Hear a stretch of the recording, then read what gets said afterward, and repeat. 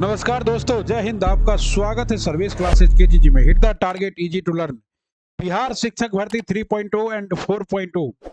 आपको पता है कि बिहार शिक्षक भर्ती 3.0 का एग्जाम हो चुका था मार्च में, लेकिन किसी कारणवश एग्जाम कैंसिल कर दिया गया और अब जो है एग्जाम जुलाई में होने की प्रबल संभावना है। एनी हाउ एग्जाम जुलाई में होगा। बीपीएससी शिक्षक भर्ती, जिसको आप लोग टीआरई 3 कहते हैं, ये थर्ड फेज का एग्जाम है। आपको पता है कि आपका भाई देहाती गुरु सर्वेश फर्स्ट फेज में ही बीपीएससी शिक्षक बन चुका है और जो 102 पेज का रिजल्ट था उसमें फर्स्ट फेज में हमारा रिजल्ट था। यानी कि साफ है कि आप लोगों को गाइडेंस करने के लिए हमारे पास पर्याप्त नॉलेज है। इसलिए मैं कहता हूं कि जिनका भी बीपीएससी शिक्षक भर्ती में शिक्षक बनने का मन है, चांस लेना चाहते हैं, शिक्षक बनना चाहते हैं, तो जुड़िए सर्विस क्लासेस केजीजी से। आपको आज हम कराने वाले हैं एनसीईआरटी थ्रू क्वेश्चंस, भारतीय इतिहास। आपको पता है कि बीपीएससी का कोई भी सेक्शन हो, चाहे बीपीएससी शिक्षक भर्ती हो या बीपीएससी मेन बीपीएससी हो या बीपीएससी हेड टीचर हो, सक्षमता परीक्षा हो, हर जगह एनसीईआरटी के प्रश्न ही पूछे जा रहे हैं। और यहाँ पे हम आपको ओल्ड और न्यू एनसीईआरटी दोनों का संकलन इस बुक में दिया हुआ है, दृष्टि आईएएस के बुक में। हम लोग यहाँ से कल ओल्ड हिस्ट्री करवा दिए थे क्लास 6 का। आज क्लास 6 का जो है हम लोग मॉडर्न हिस्ट्री मतलब ओल्ड हिस्ट्री करा दिए हैं। अब न्यू हिस्ट्री कराने की करा रहे हैं। एक ही वीडियो में पूरा होगा न्यू हिस्ट्री क्लास 6 का कंप्लीट ऑब्जेक्टिव। अगर आप इसको करते हैं तो यकीन मानिए आपका बेहतर एग्जाम जाएगा और आप जरूर शिक्षक बनिएगा। अगर आप हमारे चैनल पर नए हैं तो करना कुछ नहीं है, वीडियो को पूरा देखना है। लाइक सब्सक्राइब करिए चाहे ना करिए, आई डोंट केयर, बट आप पढ़िए और सीखिए और आगे बढ़िए। ओके, आइए स्टार्ट करते हैं आप आज का अपना प्यारा क्लास सर्विस क्लासेस केजीजी पर। आप सबों का एक बार तहे दिल से फिर आपका भाई सर्वेश स्वागत करता है। ये देखिए पहला सवाल क्या है। प्राचीन इतिहास है। आपको पता है कि जो चैप्टर है उसमें पहला जो क्लास 6 है वो प्राचीन इतिहास से संबंधित है। और उसके बाद आपको अगले में मध्यकालीन होगा क्लास 7 में, और 8 में जाके मॉडर्न हिस्ट्री, और 10 में भी मॉडर्न हिस्ट्री है और वर्ल्ड हिस्ट्री। ये सबों को हम लोग कराएंगे, पूरा डिटेल से कराएंगे। और यकीन मानिए कि अगर आप ये पूरा करते हैं, देखिए कितने पेज का बुक है, 372 पेज का, 41 पेज करा दिए हैं।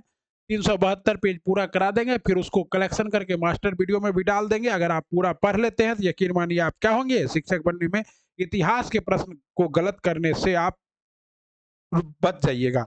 और जिसका इतिहास पॉलिटी ये सब अच्छा हो गया उसका तो रिजल्ट होना ही है। ये क्लास जो है 6 8 के लिए, 1 to 5 के लिए, और 11 12 के लिए, 9 10 के लिए, जिसमें हिस्ट्री पूछा जाता है, हर सेक्शन के लिए मोस्ट इंपॉर्टेंट है। ओके, आइए स्टार्ट करते हैं। पहला प्रश्न है आपका,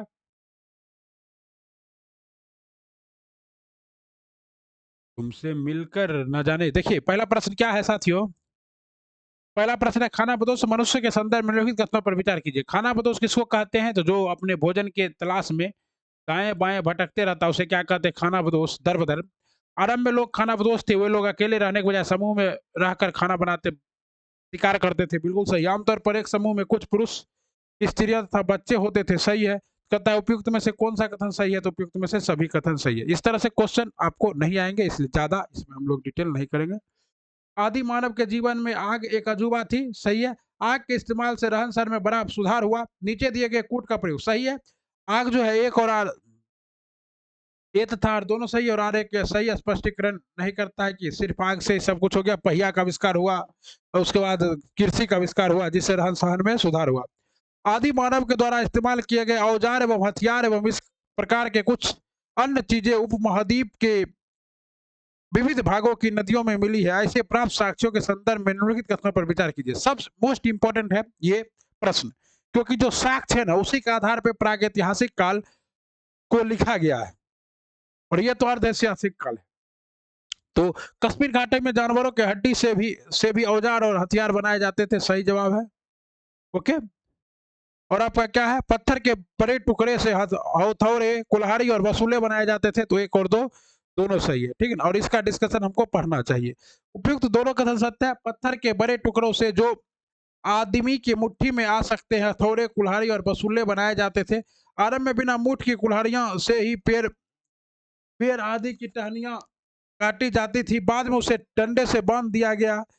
तो उसकी शक्ति बढ़ गई, इसका बेहतर उपयोग होने लगा। औजार के उपयोग से आदमी का बड़ा लाभ हुआ। इसने वह पेड़ों की टहनियाँ काटने, जानवर मारने, खरीदने।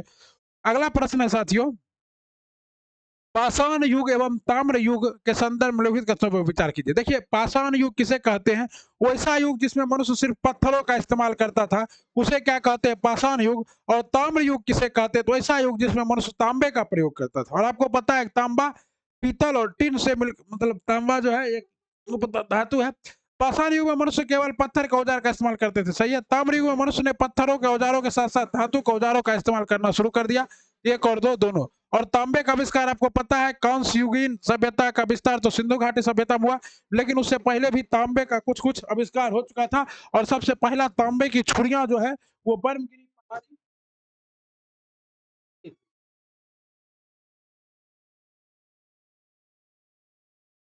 ठीक, आइए।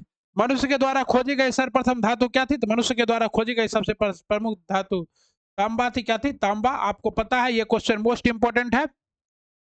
और यहाँ देख लीजिए, ताम्र युग, कांस्य युग का भारत में कई स्थानों पर युग के तांबे या कांसे की कुल्हाड़ियां और छुरियां मिली है। ऐसे कुछ स्थान है, बर्मगिरी मैसूर के पास और नर्मदा टोली, नर्मदा घाटी में नर्मदा टोली, ठीक ना। तो ये मनुष्य द्वारा सर्वप्रथम प्रयुक्त अनाज था। ये बच्चा बच्चा जानता है, मनुष्य ने सबसे पहले जौ का खेती किया। और जौ का जो साक्ष्य है आपको कल के क्लास में बता दिया गया है। डिस्क्रिप्शन में लिंक डाला हुआ है, और कार्ड्स में भी ऊपर आप लोग इस साइड में देखिएगा तो कार्ड्स आएगा, यहाँ टच कीजिएगा तो आपको दिख जाएगा। तो उसमें बताए थे कि सबसे पहले कृषि के साक्ष्य मेहरगढ़ से मिला था। मेहरगढ़ वर्तमान बलूचिस्तान में, और वहाँ जौ और गेहूं की खेती की गई थी, ठीक है साथियों। और ये नवपाषाण काल में कृषि का शुरुआत हुआ था। ये सभी बातें आपको याद रखना होगा, तभी आप क्या बनिएगा? एक बेहतर विद्यार्थी बनिएगा, ठीक है। और आप खुद से इसको पढ़ सकते हैं, लेकिन डिस्कशन हमसे सुनिएगा तो आपको ज्यादा याद होगा साथियों। नवपाषाण युग के औजार एवं अन्य चीजों के संदर्भ में लिखित कथनों पर विचार कीजिए। नवपाषाण युग। नवपाषाण युग किसे कहते हैं? जिसमें कृषि का आविष्कार होने लगा था। एक वन जदार डंडा, इसका जिसका इस्तेमाल जमीन खोदने के लिए होता था। कुल्हाड़ी का इस्तेमाल पेड़ को काटने या छांटने के लिए होता था। सील या बट्टा का इस्तेमाल अनाज पीसने के लिए होता था। उपयुक्त में से क्या है? सभी सही है। सील या बट्टा, जिसको अभी आप लोग सिल्ला लोरी कहते हैं, वो सब। ताम्र पाषाण युग के लोग आभूषण और सजावट के शौकीन थे। जब तांबे का प्रयोग होने लगा तो लोग तांबे से आभूषण बनाकर पहनने लगे। ओके। और स्त्रियां सीपियां तथा हड्डियों के आभूषण पहनती थी और बालों में सुंदर कंघियां लगाया करती थी। तो दिए गए कूट में सही उत्तर चयन कीजिए। तो ए और आर दोनों सही है, क्योंकि ताम्र पाषाण युग में तांबे का आविष्कार हो गया था। और जब धातु का आविष्कार होगा तो महिलाएं क्या करेगी? धातु को सुंदर दिखने के लिए पहनेगी ही पहनेगी। और महिलाओं का श्रृंगार क्या है? पुरुषों की कमजोरी। कोई आदमी भी आईएएस बन सकता है, वो बीपीएससी शिक्षक बन जाता है महिलाओं की खूबसूरती को देखते देखते, अपने समय को बर्बाद करते करते। और जब ये हो रहा होता है तब उसके पास क्या होता है? जानकारी का अभाव होता है। और वो फिर ताम्र पाषाण युग के समाज के संदर्भ में निम्नलिखित कथनों पर विचार कीजिए। लोग खाना बदोशी का जीवन छोड़कर गांव में रहने लगे, ठीक है। गांव का सबसे वृद्ध आदमी ही प्रायः गांव का मुखिया होता था। तो इसमें कौन सा कथन सही है? एक और दो दोनों सही है, ठीक। अगला प्रश्न है साथियों, ये मोस्ट इंपोर्टेंट है। पूरा पाषाण काल में किसकी खोज हुई थी? तो आग की खोज कब हुई? पूरा पाषाण काल में हो गई थी आग की खोज। नव पाषाण काल में क्या हुआ? तो फसल काटने का औजार बने। और ताम्र पाषाण युग क्या है? तांबे का खोज हो गया, ताम्र पाषाण युग। ओके, ये मोस्ट इंपोर्टेंट है। कई बार क्वेश्चन पूछा जाता है कि आग के आविष्कार किस काल में हुआ था? तो पूरा पाषाण काल में। आपको पता है पाषाण काल को 3 भागों में बांटा गया, पूरा पाषाण काल, अर्ध पाषाण काल और नव पाषाण काल, ठीक ना। तो पूरा पाषाण मतलब क्या होता है? लगभग आपका जहाँ से मतलब पृथ्वी पर सभ्यता शुरू हुई है, वहां से लगभग 10,000 ईस्वी पूर्व तक के काल को क्या कहते हैं? पूरा पाषाण काल कहते हैं। इस समय के कुछ औजार उजार ही मिले हैं, इसलिए, और इसको आधे ऐतिहासिक काल कहते हैं। और उसी औजारों, पत्थर के औजारों के आधार पर इतिहास लेखन का कार्य किया गया है।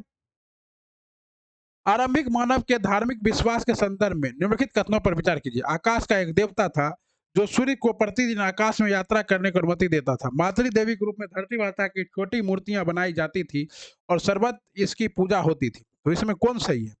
आरंभिक मानव में ये दोनों सही है। आपको पता है कि जब कोपरनिकस ने पहली बार बताया था कि पृथ्वी सूर्य के चारों ओर घूमती है, सूर्य पृथ्वी के चारों ओर नहीं, तो कोपरनिकस को क्या कर दिया गया? फांसी पर चढ़ा दिया गया।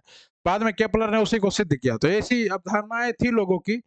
जैसे कि लोगों को ये भी अवधारणा था कि पृथ्वी चपटी है और हम लोग समुद्र में जाएंगे तो अंतरिक्ष में गिर जाएंगे, या फिर मर जाएँगे। तो ऐसी सभी अवधारणाओं को विराम चिन्ह लगाना होगा, मानसिकता को वैज्ञानिक करना होगा। सर्वे सलाह के जी पर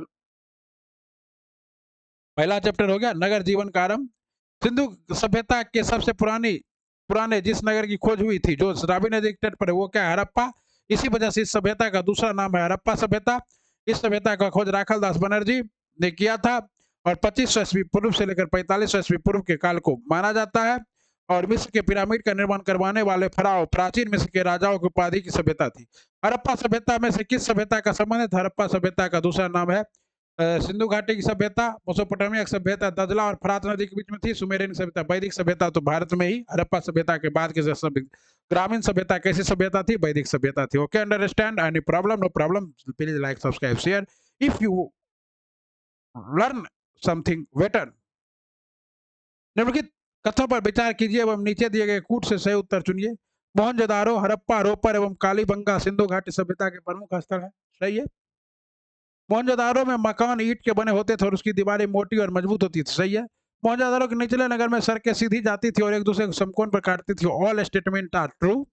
मोहनजोदारो का अर्थ होता है हड्डियों का किला।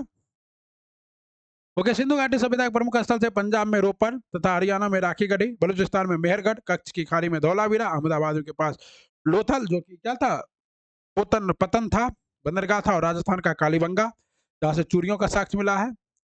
मोहनजोदारो का निचला नगर बढ़िया योजना तैयार करके बनाया गया था। मुख्य सड़क करीब 10 मीटर चौड़ी थी, जो आधुनिक नगरों की बड़ी-बड़ी सड़कों के बराबर है। सड़क के दोनों ओर मकान बनाए जाते थे। सड़क के किनारे-किनारे चलती थी और उसके दोनों ओर ईंट लगी होती थी ताकि उसे साफ रखा जा सके। कुछ नालियां पत्थर और पाटियों से ढकी रहती थी। ओके। हड़प्पा संस्कृति की स्त्रियों के वस्त्र एवं आभूषण के संदर्भ में निम्नलिखित कथनों पर विचार कीजिए। देखिए, स्त्रियां हमेशा अट्रैक्शन का विषय रहती है। पुरुषों के बारे में आपको कहीं प्रश्न नहीं मिलेगा। हड़प्पा सभ्यता के लोग पुरुष क्या पहनते थे, लेकिन स्त्रियां क्या पहनती थी, कैसे पहनती थी, कौन श्रृंगार करती थी, ये प्रश्न 3-4 बार आ चुका है। और हम लोग का भी जब सभ्यता अंत होगा तो स्त्रियों के बारे में पूछा जाएगा कैसे स्त्रियां लिपस्टिक लगाकर भूतनी लगा करती थी। तो स्त्री जो भी हमारे महिला साथी देख रही हो, तो ऐसे पाटे जो जोक है, सबों को अपने-अपने जीवन को अपने हिसाब से जीने का अधिकार है, पर स्त्रियों के बारे में बहुत प्रश्न होता है, पुरुष क्या पहनते थे, कहीं पूछा भी नहीं गया। नंगे रहता था बेचारा कि धोती लपेट के रहता था कि छाल पहनता था। स्त्रियाँ छोटा घाघरा पहनती थी जो कमरबंद से कसा रहता था। स्त्रियों को अपने केस तरह-तरह से संवारने का शौक था। स्त्रियाँ कंगन और हार पहनती थी, सब सही है। उस समय से ही देखिए, उस समय से ही हड़प्पा सभ्यता आज से लगभग 25 मतलब ये 2500 चल रहा है ईस्वी, और उससे भी मतलब आज से 5000 6000 साल पहले से महिलाएं क्या है, अपने रूप रंग पर ध्यान दिए हुए, इसीलिए आज तक सुधर गई है सब। और पुरुष सब वही बेढोल बनारसी लग रहा है और महिलाएं ब्यूटी बिखेर रही है। ब्यूटी मतलब क्या होता है? फीमेल। और हैंडसम मतलब क्या होता है? मेल। मेल हैंडसम हो सकता है लेकिन ब्यूटीफुल तो साला हो ही नहीं सकता कभी। हैं? मोहनजोदारो से प्राप्त मोहरक संदर्भ निम्नलिखित कथनों पर विचार कीजिए। ये सिस्टराइट या पत्थर की बनी चपटी आयताकार मोहरे हैं। मोहर के एक तरफ सांड या एक सिंग वाला पशु या एक हाथी का किसी दृश्य की आकृति है, तो दोनों सही है भैया। आपको पता है, आप मोहनजोदारो मूवी भी देखे होंगे ऋतिक रोशन वाला, तो उसमें भी उसके पास एक किसी तरह का आ जाता है मोहर, तो वो दिखाकर शहर में एंट्री कर लेता है। ठीक है। सिंधु सभ्यता का स्थल जहाँ खुदाई में एक डॉक या नौका गोदी मिला था, आपको जान पता है ये लोथल है। Okay, dock. और यहाँ पे हाथी दांत का भी पैमाना मिला है लोथल से। बंदरगाह शहर लोथल था, गुजरात में भोगवा नदी के किनारे अवस्थित था। तुमसे मिलकर लोथल जहाँ खुदाई का डॉक या नौका, हड़प्पा समय के लोग उत्तरी अफगानिस्तान के साथ व्यापारिक संबंध करते थे। अब वैदिक युग का जीवन, आपको पता है कि वैदिक युग जो है हड़प्पा, पहले तो लोग भारत में वैदिक युग को क्या मानते थे? भारत की सबसे प्राचीन सभ्यता मानते थे, लेकिन बाद में पता चला कि वैदिक युग से पहले भी भारत में कोई सभ्यता थी और उसका नाम क्या था? हड़प्पा सभ्यता था। तो वैदिक युग का कार्य आपको पता है कि 2500 ईस्वी पूर्व से लेकर आधुनिक समय तक वैदिक युग ही था। और उसके बाद वैदिक युग से धीरे-धीरे क्या हुआ? जन बना, जन से जनपद बना, जनपद से महाजनपद बना, और महाजनपद से फिर मगध जैसे राज्यों का उस उत्थान हो गया, और धीरे-धीरे एकीकृत व्यवस्था का उदय हो गया। ठीक है ना? तो वैदिक सभ्यता एक ग्रामीण सभ्यता थी, और वैदिक सभ्यता के जन्मदाता आर्य थे, और आर्य का मतलब होता है श्रेष्ठ। ये सब क्वेश्चन भी आ जाता है। देखिए हमारे अंदर बहुत सारा क्वेश्चन है, दिन रात पढ़ते रहना ही अपना काम है, हम फालतू का कोई काम नहीं करते, बौखना इधर उधर बैठना, नौकरी होने के बाद भी अपना काम है बैठ के पढ़ते रहना। और महिला मित्र है ही नहीं कोई जो संपर्क में, जो कि ज़्यादा समय बर्बाद करे। आर्य सबसे पहले पंजाब में बसे, धीरे धीरे दक्षिण पूर्व की ओर आगे बढ़कर दिल्ली उत्तर प्रदेश में आबाद हुए। आरंभ में आर्य पशुचारी खानाबदोश लोग थे, वे पशुओं के बड़े बड़े झुंड पालते थे, सही है। आर्यों के बारे में जानकारी हमें उन सूक्तों से मिलती है जिनकी उन्होंने रचना की थी, भी सही है आर्य के बारे में, ठीक ना। और हिटलर भी खुद को क्या कहता था, आर्य कहता था। और आर्यों ने जो है एक ग्रंथ की रचना की थी जिसका नाम था ऋग्वेद। तो ऋग्वेदिक सभ्यता अलग थी और उत्तर वैदिक सभ्यता, ऋग्वेद के बाद की सभ्यता को उत्तर वैदिक सभ्यता कहते हैं। आर्यभाषी लोग सालों तक गैये का खूब पूजा करता था, और गौ जो थे, गौ के लिए युद्ध होता था इसमें। अलग बारे में हम जन जिनकी जानकारी योजना कंठस्थ रखकर अपने पीढ़ियों से सुरक्षित। आर्य तो पहले तो जब तक लिपियों का विकास नहीं हुआ, पेपर का विकास नहीं, तो आर्य क्या करते थे, वेदों को आगे बढ़ाते थे। आर्यों ने सूक्तों की रचना की थी। आर्यों में सूक्तों की रचना किसने की थी, तो आर्यों में सूक्तों की रचना की थी देवताओं की स्तुति में। आपको पता है कि तृतीया में विश्वामित्र के द्वारा जो है गायत्री मंत्र का अनुष्ठान है। आर्य ने अपने देवताओं का स्तुति, आर्यों का प्रसिद्ध देवता कौन था, ये भी क्वेश्चन पूछा जाता है, ये सब आप लोग याद रखिए, हम बता देते हैं। इंद्र था। ओके। आर्यों ने अपने देवताओं का स्तुति और सूक्तों की रचना की थी। उन्होंने अपने धार्मिक अनुष्ठान कार्यों और पूजा के बारे में नियम बनाए। इनकी जानकारी 4 वेदों में मिलती है, ऋग्वेद, यजुर्वेद, सामवेद और अथर्ववेद। और सबसे बाद का वेद क्या है, अथर्ववेद है। सबसे पहले का वेद क्या है, ऋग्वेद है। वेद तरई में ये तीनों आता है, अथर्ववेद नहीं आता है, ठीक ना। ये सब क्वेश्चन हम कराते रहते हैं, घटना चक्र से भी करा दिए हैं बहुत बार। आप हमारे चैनल पर जाइए, बहुत सारा प्रश्न मिलेगा। और लोग सोचता है कि बीपीएससी टीआरई 3 के लिए क्वेश्चन होगा तभी ना। अरे भैया टीआरई 1 में जो था वही 2 में भी है और वही 3 में भी रहेगा, बस आप पढ़िए, उसी को रिपीट कीजिए, दोहराइए, भटकते रहिएगा, कुछ नहीं होगा। सर्विस क्लासेस के जी पे जुड़े रहिएगा, ईमानदारी से मेहनत कीजिएगा, सफलताएं जरूर मिलेगी। आपके माता पिता के चेहरे पर उस दिन मुस्कान के साथ साथ आंसू होगा जिस दिन आप सफल हो। सभा और समिति के संदर्भ में लिखित कथनों पर विचार कीजिए। समिति में कोई भी व्यक्ति अपनी स्पष्ट राय नहीं दे सकता था। सभा चुने हुए लोगों की एक छोटी संस्था थी, केवल 2 सही है। समिति में सब अपना राय दे सकता था। राजा कबीले की इच्छा के अनुसार शासन करता था। और इसमें देखिए, सभा और समिति अथर्ववेद में जो है ब्रह्मा की 2 पुत्रियां थी, लेकिन ऋग्वेद में यह एक संस्था थी और इसमें महिलाएं भी शामिल होती थी, ठीक ना। तो राजा कबीले की इच्छा के अनुसार शासन करता था एवं इसमें जिसे कई व्यक्ति उसकी मदद करते थे। योद्धाओं का एक नायक होता था जिसे सेनानी कहते थे। एक पुरोहित होता था जो राजा के लिए धार्मिक अनुष्ठान करता था और उसे सलाह देता था। राजा दूत के जरिए नजदीक के गांव में बसे हुए कबीलों के लोगों से संपर्क में रहता था। ओके। प्रारंभिक वैदिक कालीन आर्यों का मुख्य व्यवसाय क्या था, तो इसका मुख्य व्यवसाय था पशुपालन। सब गाय का खूब पालन करता था। वैदिक काल में लोहे के उपयोग के संदर्भ में लिखित कथनों पर विचार कीजिए। जैसे ही लोहा का आविष्कार होगा मगध के रीजन में, वैदिक काल तुरंत तुरंत क्या होगा, इम्प्रूव कर जाएगा, बहुत विकास होगा। धातुओं का खोज हो जाने के बाद वैदिक काल क्या होता है, ग्रामीण से शहरी की ओर, जन से जनपद की ओर, जनपद से महाजनपद की ओर विकसित हो। बाद में लोहे का उपयोग 1000 ईस्वी पूर्व हुआ। लोहे का साक्ष्य जो हमें अंतरी जी खेरा से मिला है। अंतरी जी खेरा यूपी में है।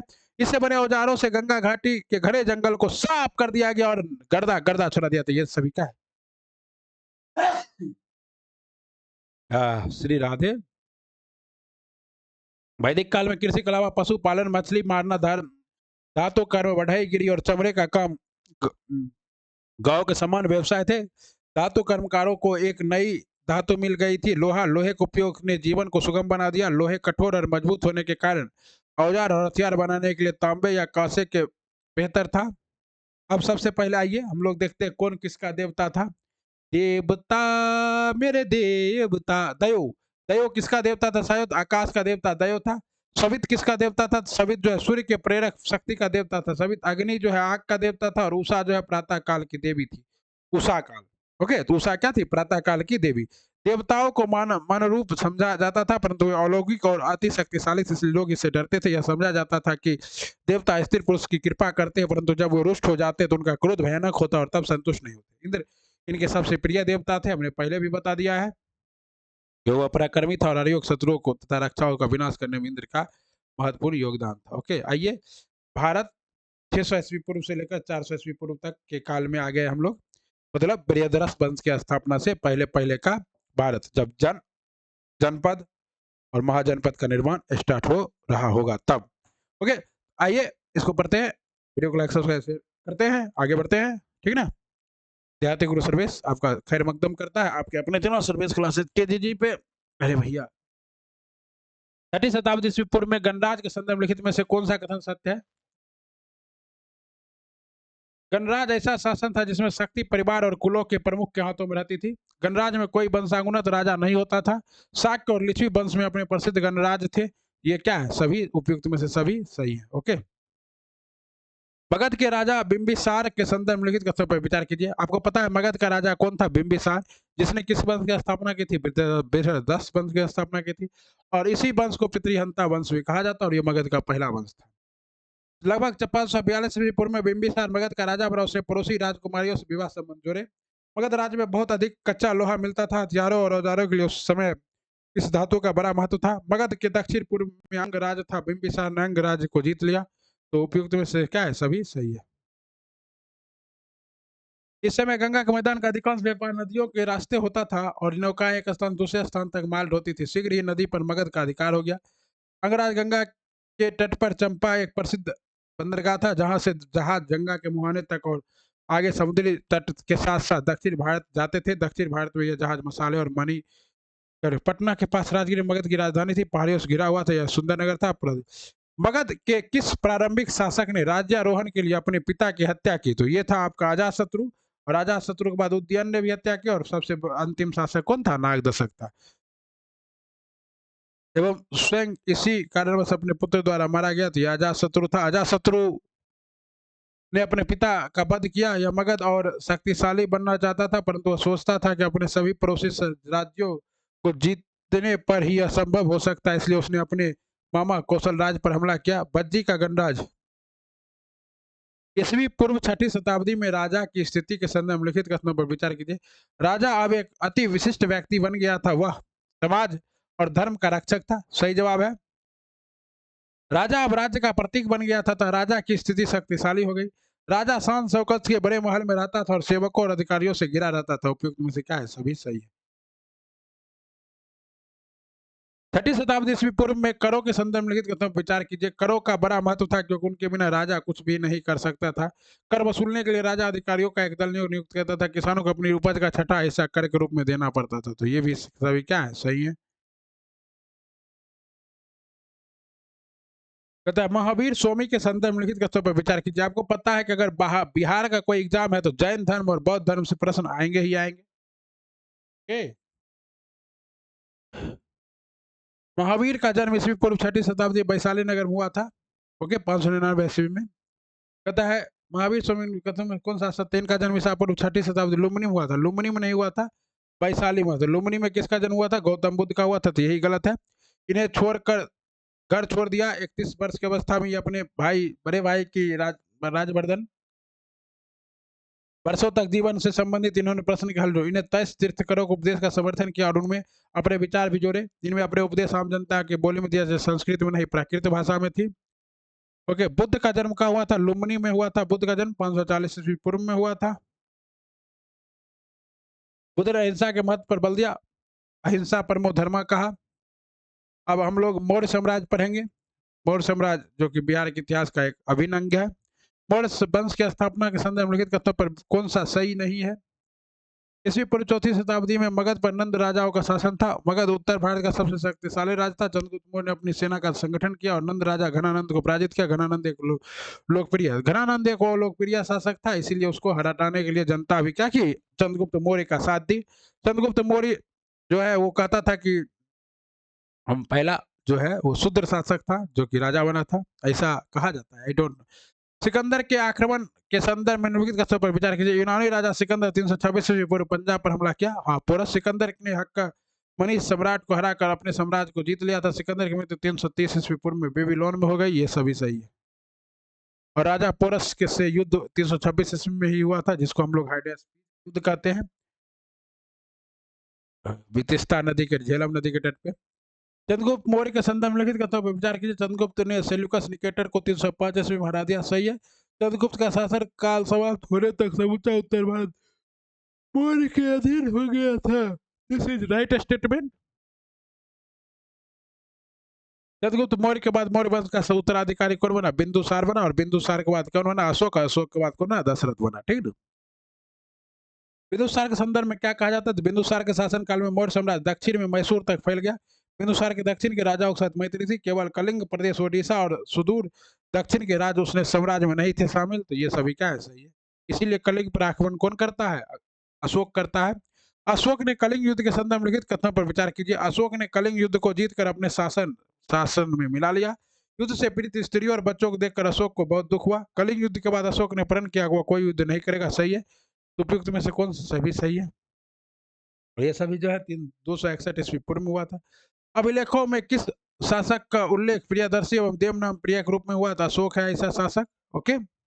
अशोक ने अभिलेखों में प्राय उसे देवनाम प्रियदर्शी प्रियदर्शी था। राजा उपाधि से संबोधित किया गया। पुराणों में उसे अशोक वर्धन कहा गया। अपने जीवन के 12वें वर्ष के बाद अशोक ने राजज्ञा जारी करना शुरू कर दिया। इसमें उसने धर्म, अच्छे शासन और लोगों का एक दूसरे के प्रति बर्ताव जैसे मामले के बारे में अपने विचार व्यक्त किए थे। इन राजज्ञों को चट्टानों तथा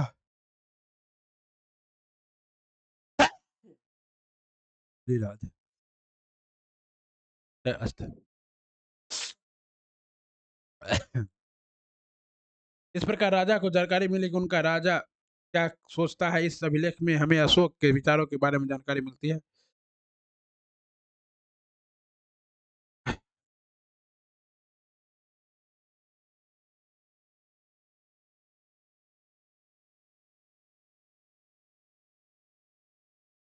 अशोक अशोक बस थोड़ा सा है, खत्म करते क्लास 6 तब छुट्टी करेंगे। थोड़ा सर्दी ज्यादा हो गया भाई, क्या करोगे। हो गया था नहीं, या नहीं हो? चलिए हाँ। अशोक के अभिलेख में संदर्भित कथनों पर विचार कीजिए। तथा अशोक के राजाओं के अभिलेखों को समझाया गया है। अधिकांश राजा खरोष्टी लिपि में, अधिकांश राज्य खरोष्टी लिपि में है। अधिकांश क्या है? बरम। अशोक बौद्ध था और बौद्ध धर्म का प्रचार प्रसार करना चाहता था, परंतु उसने भी अधिक वह सामाजिक आदर्शों में विश्वास करता था जो लोगों को शांतिपूर्ण और सदाचारी बना सकते थे। इसे अशोक ने धम्म कहा। क्या कहा? धम्म कहा। धम्म को अशोक ने राजज्ञों उसमें समझाया है। उसकी अधिकांश राजज्ञा ब्राह्मी लिपि में, आता कथन भी गलत है। उस समय भारत में अनेक प्रदेश में ब्राह्मी लिपि का प्रचलन था। प्राकृत आम जनता की भाषा थी, जबकि संस्कृत भाषा ऊंची जातियों की, शिक्षित लोगों की बोली जाती थी। अशोक अपने विचारों को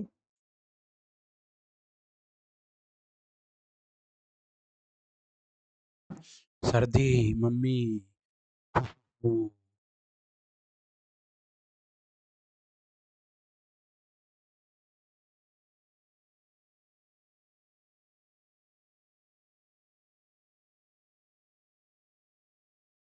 अगला प्रश्न देखिए।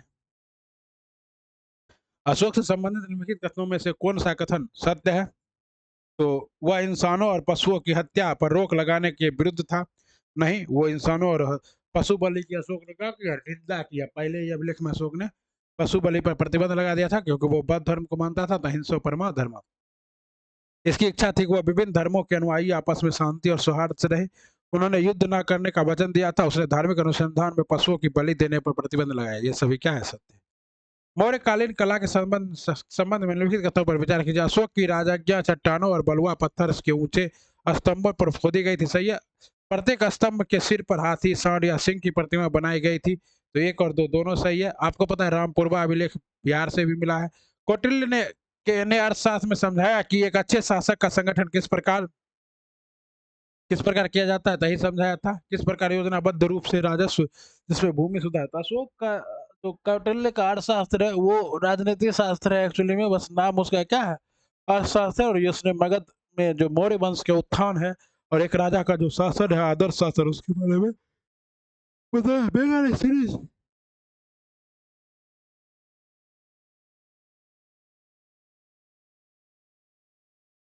दूसरा स्रोत मेगास्थनीज द्वारा यूनानी भाषा में लिखा हुआ विवरण इंडिका है। मेगास्थनीज सेल्यूकस निकटर का राजदूत था और उसने चंद्रगुप्त मौर्य के शासन काल में कुछ समय भारत में बिताया था। मेगास्थनीज का वृत्तांत, जिसमें दुर्भाग्यवश कुछ ही अंश बचा है, उसका आंखों देखा वर्णन है।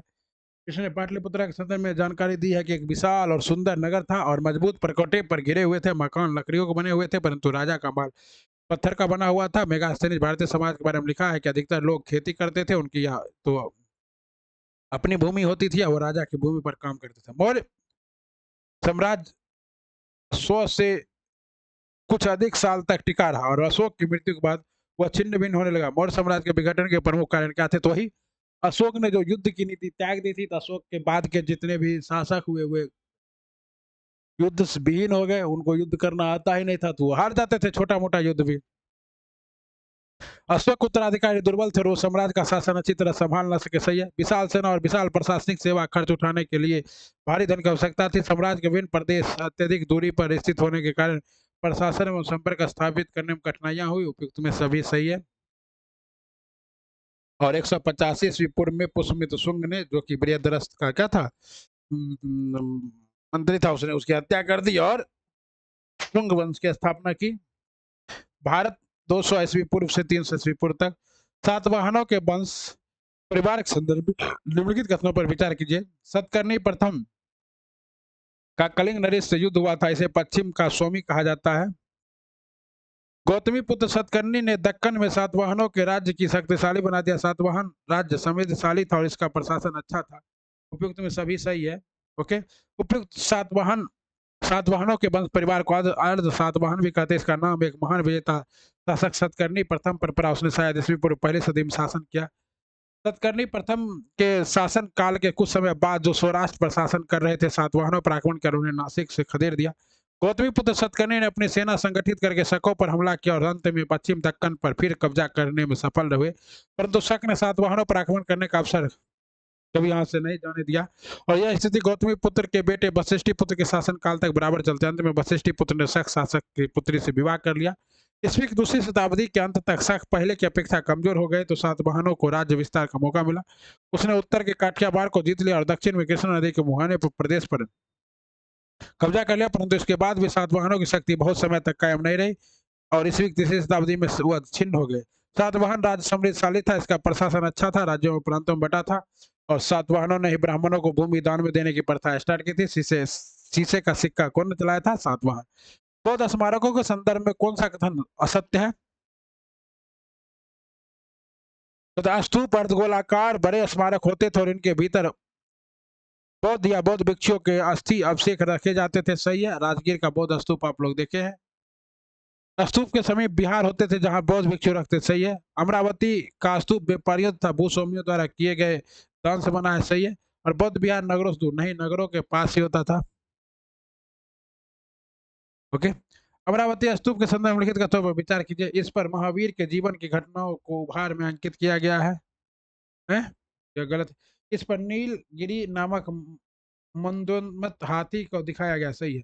देखिए, उपयुक्त कथनों में कथन एक गलत है। अमरावती स्तूप पर बुद्ध के जीवन की घटनाओं को उपहार में अंकित किया गया। इस उपहार शिल्प में बाई और नीलगिरी नामक हाथ को दिखाया गया है और दाई और इसे बुद्ध के चरणों में नतमस्तक होते दिखाया गया। कथन दो सत्य है।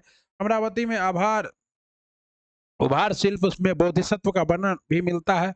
बुद्ध धर्म में बोधिसत्व उस प्राणी को कहा जाता है जो समस्त जीवों के लिए अपनी सेवाएं समर्पित करता है। ऐसे प्राणी बुद्धत्व प्राप्ति की लालसा नहीं रखता है, बल्कि दूसरों की सेवा में जुटा रहता है। दक्षिण भारत के 3 राज्यों चोल, पांड्य और चेर की जानकारी संगम साहित्य के स्रोतों पर आधारित है। संगम साहित्य के अनुसार इनमें कौन सा कथन सत्य है? संगम साहित्य। चोल, पांड्य और चेर अक्सर एक दूसरे से लड़ते रहते थे। सही है। केरल के राजाओं में नंदे चेर लादन को एक महान वीर समझा गया। संगम साहित्य की कविताओं में चोल, पांड्य और चेर के युद्धों का जानकारी मिलता है। सही है। इस साहित्य की कविता संस्कृत में लिखी गई नहीं, ये सभी तमिल भाषा में लिखा गया। तो यही क्या है औसत? ये क्या है? दक्कन के पठार के दक्षिण में भारत सातवाहन राज्य में दक्षिण 3 राज्य उदय हुए। ये थे चोल, जिसका केंद्र चेन्नई के में दक्षिण में तंजौर था, पांड्य जिसका केंद्र मदुरई था, और कोल के और चेर केरल के मालाबार तट में। उल्लेख मिलता है सदियों में ये सब आपस में लड़ते रहे। ईस्वी की प्रारंभिक शताब्दी में भारत तथा रोम के बीच घनिष्ठ व्यापारिक संबंध की सूचना किस पुरा स्थल की खुदाई से प्राप्त होती है? अरिका मेडू से होती है। रोमन जहाज व्यापार की तलाश में मालाबार तट और तमिलनाडु के पूर्वी तट पर पहुंचते थे। धनी रोमन लोग बाहर से मसाले, कपड़े, कीमती पत्थर और बंदर तथा मोर जैसे पशु खरीद कर ले जाते थे। रोमन जहाज लाल सागर से चलकर अरब सागर पार करके मालाबार तट पर पूर्वी समुद्र तट पर मन्नार की खाड़ी तक पहुंचते तो उन्हें जिन चीजों की जरूरत होती थी उन्हें वे जहाज में भरकर लेते और सोने की कीमत चुका कर वह रोम वापस चले जाते। रोमन लोग दक्षिण भारत के तटवर्ती नगरों में रहते थे, यहाँ वे तीन चीजों की जिन्हें जहाज और ये जो है और इनके लिए जगह था आर्का मेडू, पांडिचेरी की नदी था जिसकी पुरातत्वविद ने खुदाई की, यहाँ रोम की बनी अनेक चीजें मिली है। ईसाई धर्म के संदर्भ में लिखित कथनों पर विचार कीजिए। मोस्ट इंपोर्टेंट प्रश्न है। ईसा की पहली सदी में ईसाई धर्म का उदय हुआ और वह भारत पहुंचा, सही है। भारत में ईसाई धर्म सबसे पहले मालाबार तट के लोगों में और आधुनिक चेन्नई के नजदीक के क्षेत्र में फैला, सही है। आरंभिक ईसाई लेखकों ने ईसा के जन्म के समय से वर्षों की या समंतर की गिनती करने की नई प्रथा का प्रचलन किया, यह भी सही है। ईस्वी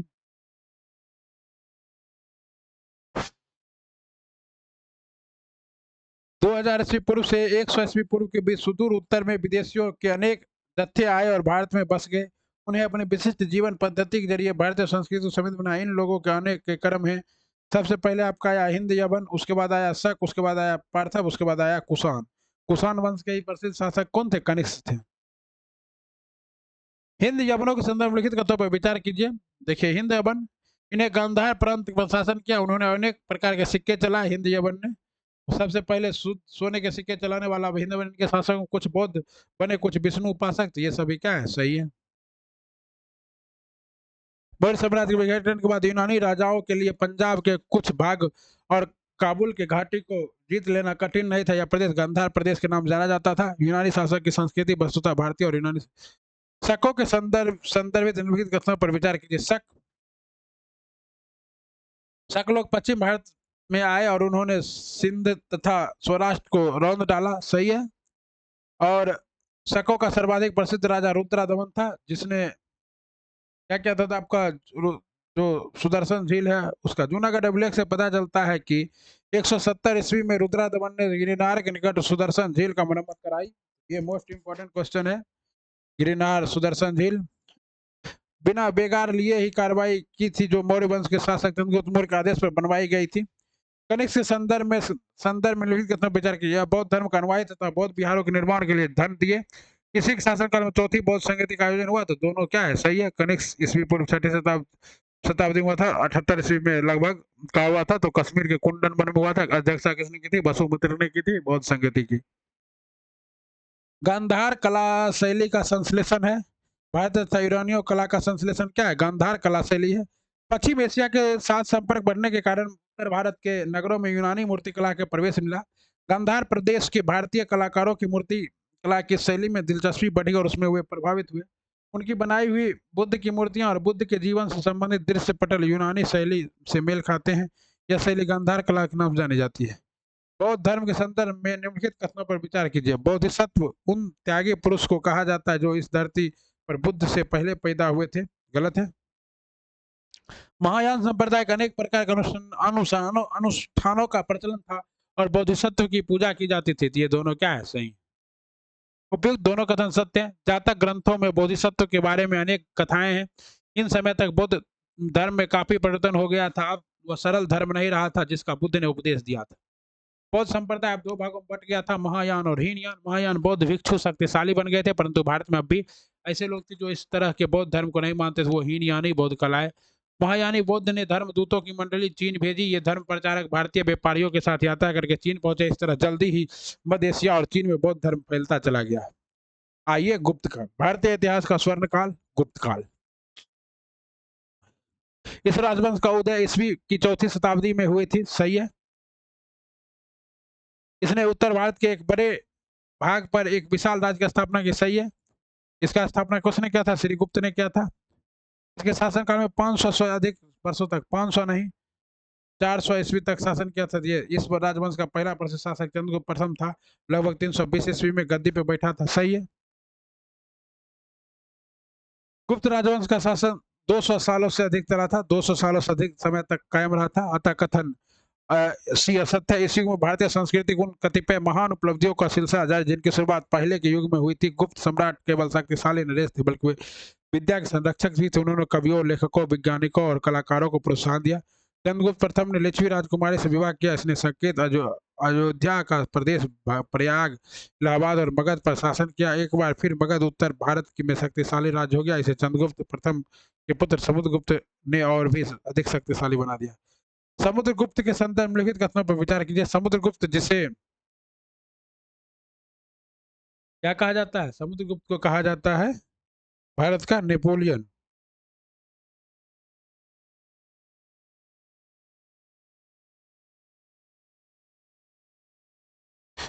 आ जाओ ना।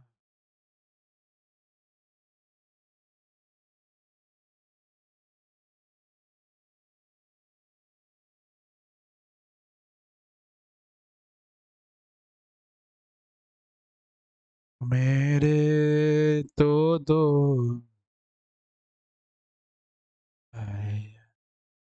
चलिए अगला प्रश्न है।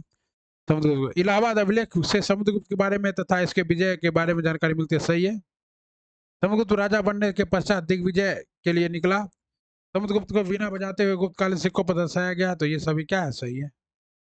समुद्रगुप्त का दरबारी कवि कौन था? हरिसेन। हरिसेन ने लिखा प्रयाग प्रशस्ति अभिलेख। चंद्रगुप्त द्वितीय के में निम्नलिखित कथनों पर विचार कीजिए। यह समुद्रगुप्त का पुत्र था जो विक्रमादित्य के नाम से प्रसिद्ध हुआ। इसने पश्चिम भारत में गुप्तों को परेशान करने वाले शक पर चढ़ाई करके विजय प्राप्त की। विद्या और कलाओं के संरक्षक रूप में इसे सबसे अधिक संस्मरण किया जाता है। तो उपयुक्त में से सभी क्या है? सही है। चंद्रगुप्त द्वितीय के बारे में, ठीक है ना, इसे विक्रमादित्य भी कहा गया है। चीनी यात्री फाहियान संदर्भ लिखित का विचार कीजिए। 399 ईस्वी में चीन से रवाना हुआ और गोभी मरुस्थल था मध्य एशिया पार करके भारत पहुंचा। सही है। इसने बौद्ध ग्रंथों का अध्ययन किया और अपने साथ चीन ले गए। इन्हें पुस्तक इकट्ठे की। चीन वापस लौटने पर उसने अपनी यात्रा भारत यात्रा के बारे में एक ग्रंथ लिखा जिसे सी यू की कहते हैं। उपयुक्त में से क्या है? सभी सही है। फाहियान ने लिखा। फाहियान के अनुसार अधिकतर लोग शाकाहारी थे, परंतु इस काल के में अन्य स्रोतों की जानकारी मिलती है कि मांस भी खाया जाता था। गुप्तकालीन व्यापार केंद्र या बंदरगाह के संदर्भ में लिखित कथनों पर विचार कीजिए। ताम्रलिप्त बंदरगाह से दक्षिण पूर्व एशिया के देशों के साथ सबसे ज्यादा व्यापार होता था। भरूच, सपोरा और कल्याण पश्चिमी तट पर मुख्य बंदरगाह थे और वहां से भी दक्षिण पूर्व को जहाज भेजे जाते थे। मालाबार तट पर स्थित अनेक बंदरगाहों से भारतीय वस्तुएं अफ्रीका, अरब, ईरान तथा भूमध्य सागरीय देशों को ले जाया जाती थी। तो उपयुक्त में से क्या है? सभी सही है। आइए ये देखते विशाखापट्टनम क्या है। विशाख दत्त नाटक लिखता था। वारामिहिर क्या था? तो खगोल वैज्ञानिक था। चरक क्या था? चिकित्सक था। परमगुप्त क्या था? गणित था। और ये सब किसके दरबार में थे? चंद्रगुप्त द्वितीय के दरबार में थे। इनमें कौन सी कालिदास की रचना नहीं है? तो अभिज्ञान शाकुंतलम है, रघुवंशम है, मेघदूतम है, पंचतंत्र विष्णु शर्मा की रचना है। ठीक। अब ये क्वेश्चन और देख लेते हैं। ये मंदिर वाला गुप्त वास्तुकला के संदर्भ में लिखित कथनों पर विचार कीजिए। सांची में बौद्ध स्तूप के पास इस काल का बना हुआ एक कक्ष मंदिर है। सही है। ओके। देवगढ़ में भी उस युग का एक छोटा मंदिर बना। पहला मंदिर इसी को कहते हैं। इसे दूसरा, इसका दूसरा नाम है क्या चीज? दशावतार मंदिर। इस काल के सारनाथ की प्रस्तर मूर्तियों का गणना भारतीय मूर्तिकला की सबसे सुंदर कृतियों में होती है। तो उपयुक्त में से क्या है? सभी सही है। छोटे छोटे राज्यों का युग कहता है। हर्ष के संबंध में लिखित कथनों में से कौन सा कथन असत्य है? हर्ष के दरबारी कवि बाणभट्ट ने हर्ष की जीवनी लिखी जिसे हर्ष चरित्रम कहते हैं। सही है। फाहियान हर्ष के शासन काल में आया था। हर्ष के शासन काल में फाहियान नहीं, हेन सांग आया था। कौन आया था? हेन सांग आया था। तो यही क्या है? गलत है। हर्ष अपनी राजधानी स्थानेश्वर से हटाकर कन्नौज ले गया। सही है। हर्ष के बौद्ध धर्म में लगाव था और शायद जीवन के अंतिम सालों में वह बौद्ध भी बन गया था। लेकिन शुरुआत में हर्ष जो था ये किस धर्म को मानता था? तो ये शैव धर्म को मानता था। ठीक है। शिव जी का उपासक था। हर्ष द्वारा अपनी राजधानी कन्नौज स्थानांतरित करने का मुख्य कारण कन्नौज का उसके राज्य के बीच में स्थित होना था। हर्ष एक लंबे अभियान पर निकला और उसने उत्तर भारत के अनेक भागों को जीत लिया। इसमें पंजाब, पूर्वी राजस्थान और असम तक गंगा घाटी का प्रदेश शामिल था। परंतु जब उसने दक्कन के राज्यों पर चढ़ाई करनी चाहे तो उसे पुलकन से द्वितीय ने रोक लिया। पुलकन से द्वितीय के संदर्भ में लिखित कथन पर विचार कीजिए। पुलकन से द्वितीय चालुक्य वंश का राजा था और उसकी राजधानी उत्तर कर्नाटक में बातापी थी। सही है। एक सेकेंड। हेलो। हाँ बोलो। ये नहीं थे।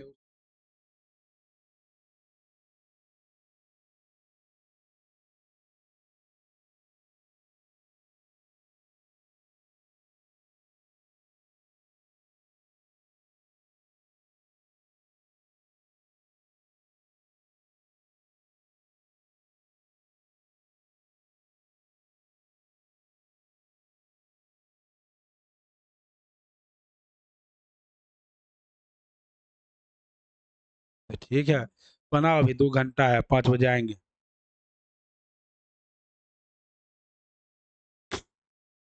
ठीक है।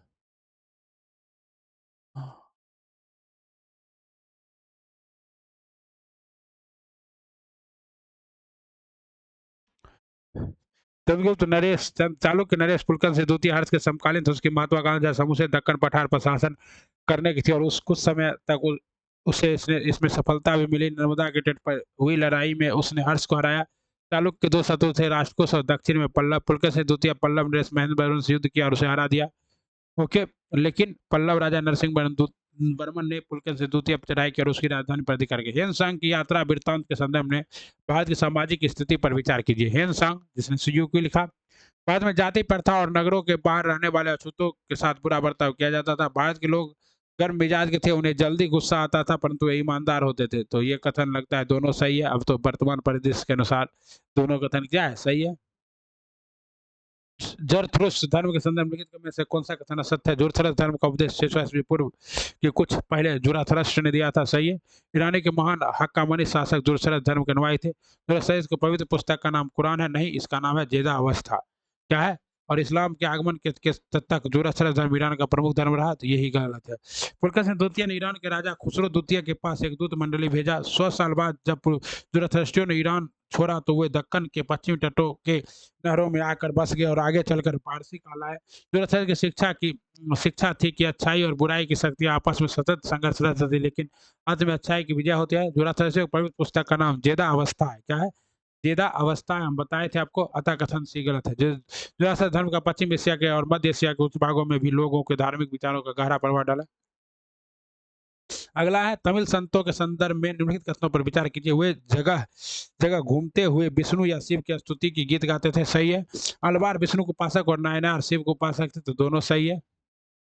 कांचीपुरम पल्लवों की राजधानी होने के अलावा तमिल और संस्कृत के अध्ययन का महत्वपूर्ण केंद्र था। अगला है, पल्लव राजाओं के शासनकाल के दौरान निर्मित मंदिरों के संदर्भ में निम्नलिखित कथनों पर विचार कीजिए। महाबलीपुरम का रथ मंदिर कुछ विशाल चट्टानों को काटकर बनाया गया था, जबकि कांचीपुरम का मंदिर प्रस्तर खंडों से बनाया गया था। ठीक है। मंदिर के एक सिरे पर एक कक्ष में मूर्ति रखी जाती थी और इस कक्ष की छत पर एक ऊंचा शिखर बनाया जाता था। एक और दो दोनों सही है। भारत और संसार, बस यही लास्ट चैप्टर है। अंकोर वाट और बोरोबुदुर के मंदिर के संदर्भ में लिखित कथनों पर विचार कीजिए। कंबोडिया में अंकोर वाट के नजदीक बयान में भव्य बौद्ध स्तूप का निर्माण हुआ है। जावा में बोरोबुदुर आज भी उस क्षेत्र का सबसे भव्य बौद्ध मंदिर है। एक और दो दोनों सही है। कंबोडिया में अंकोर वाट के नजदीक बयान में भव्य बौद्ध स्तूप का निर्माण हुआ है। कंबोडिया में ही क्या है, हिंदू धर्म का भी सबसे बड़ा मंदिर है, जिसे हम लोग विष्णु का मंदिर कहते हैं।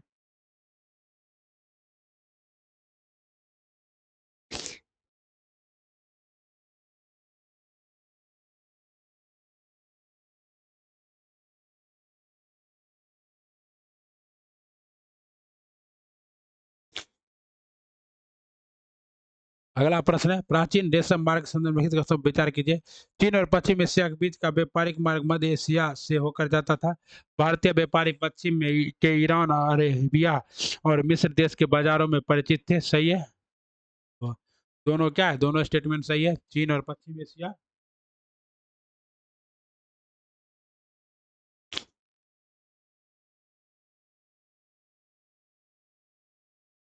है।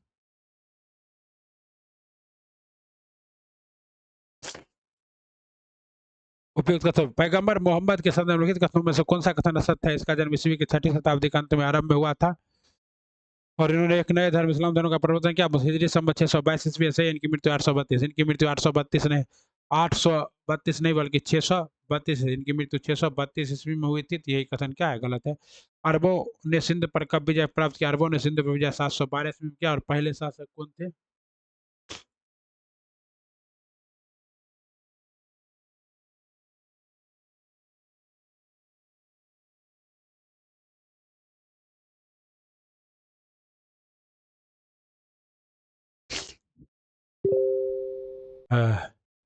ठीक।